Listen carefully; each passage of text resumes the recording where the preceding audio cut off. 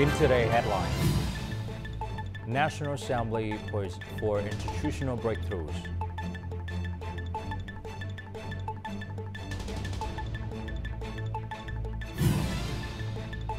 And domestic travel surges in Mekong Delta amid national holiday.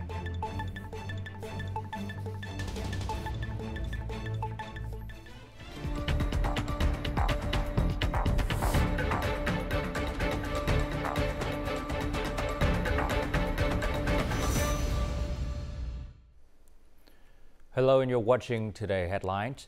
The 9th session of the 15th National Assembly opens on Monday in Hanoi. The session holds particular importance, marking institutional breakthroughs as the country enters a new era of modernization, digital transformation, green growth, and sustainable development. The 9th session will span 37 days across 2 phases, during which lawmakers will tackle a record volume of legislative work. The National Assembly will review and decide on various critical matters across all key areas, including constitutional reform, legislation, supreme oversight, and major national decisions. During this session, the National Assembly will consider approval of the amendments to the 2013 Constitution. This is a strategic political and legal task for institutionalizing the party's policies, especially on the apparatus streamlining process. The National Assembly will establish a committee on the amendment draft and gather public opinions to submit for the National Assembly's approval before June 30th. As such, the amendments can take effect from July 1st.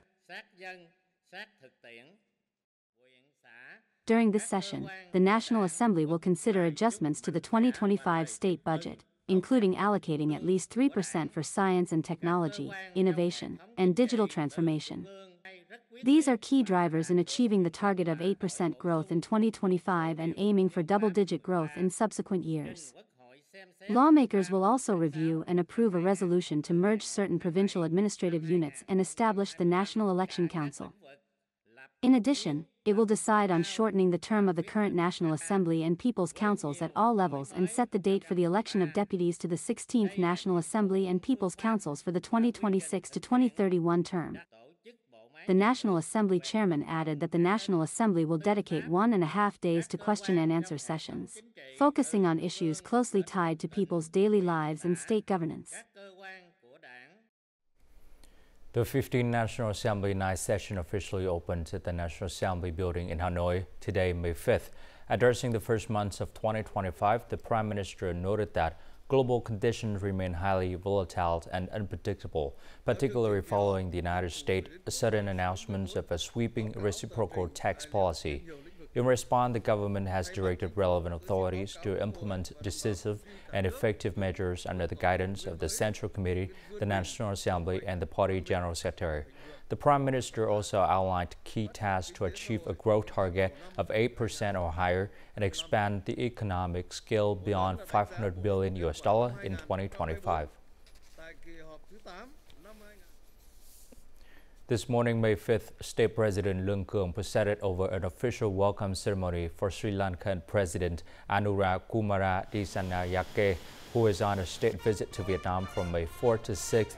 Following the ceremony, the two presidents led their delegation in bilateral talks to review recent cooperation progress and discuss future collaboration. The leaders will also witness the signing of cooperation agreements and hold a joint press briefing. During his visit, the Sri Lankan President will attend the United Nations Day of VESA celebration. The visit aims to strengthen political trust and enhance practical cooperation across various sectors between the two countries.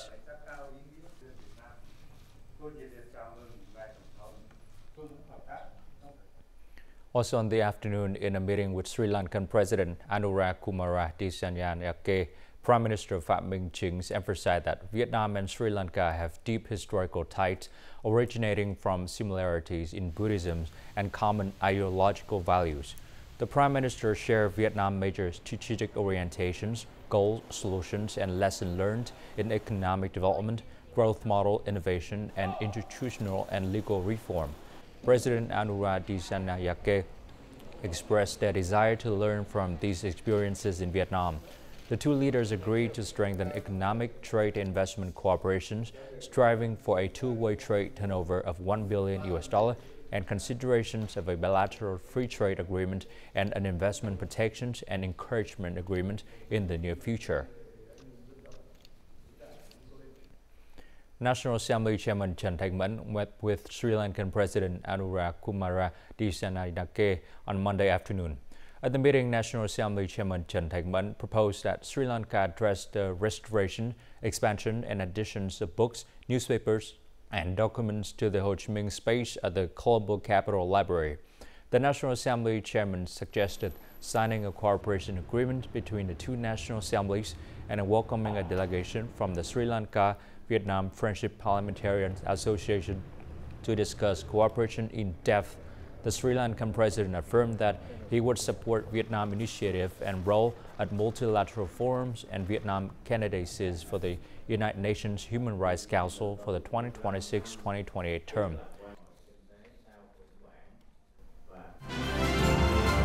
Coming up next, KRX system stock market unveiled.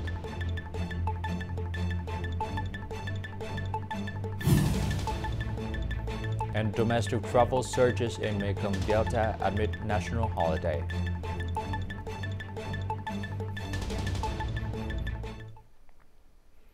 Vietnam new stock trading system KRX officially went into operation today, May 5th. The new trading system will require some fine-tuning to its approach to international practices.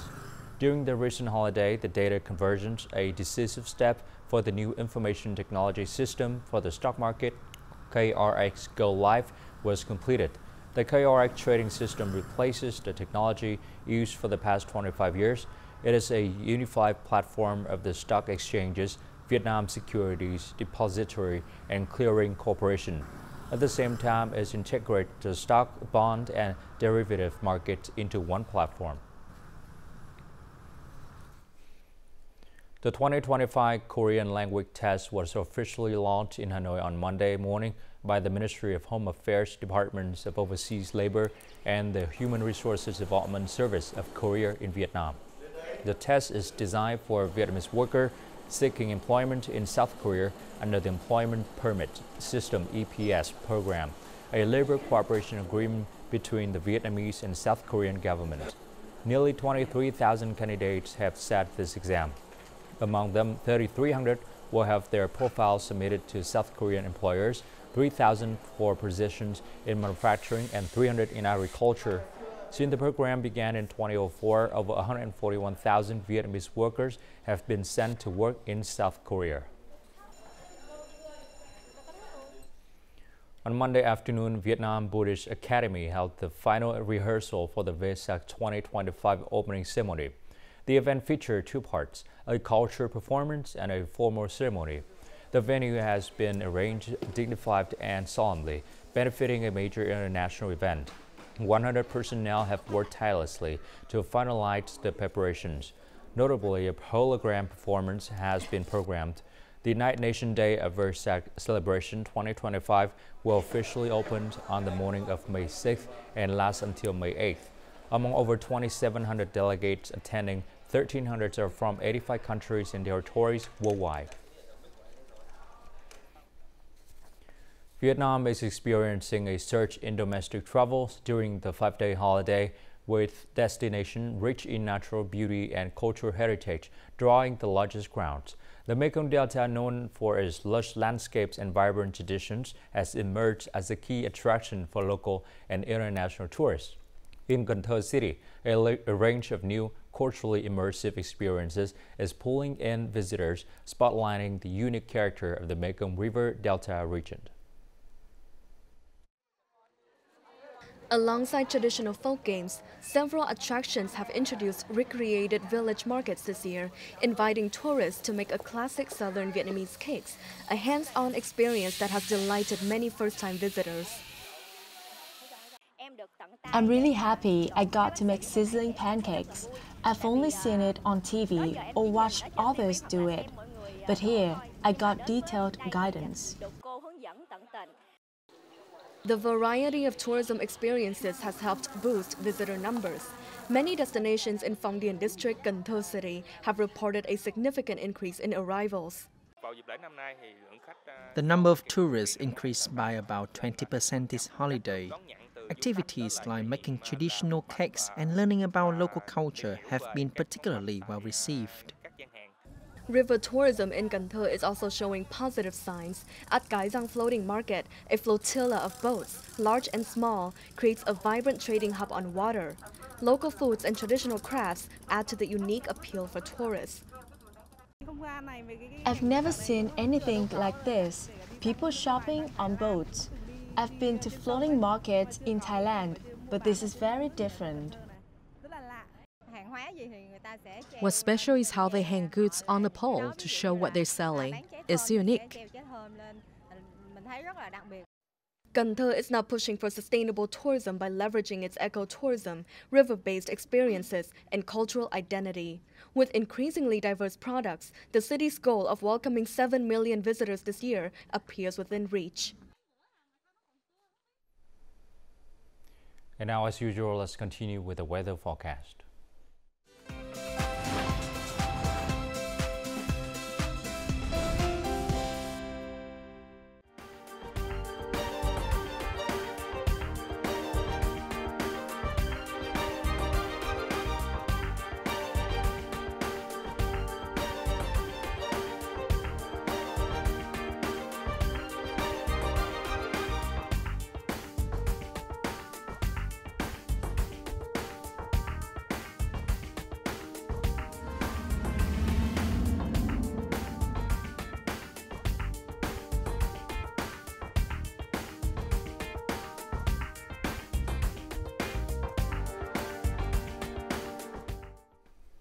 And that's it for today's headlines. To rewatch the program, you can log on to VTVgo.vn or download a mobile application VTVgo. Thanks for watching and goodbye for now.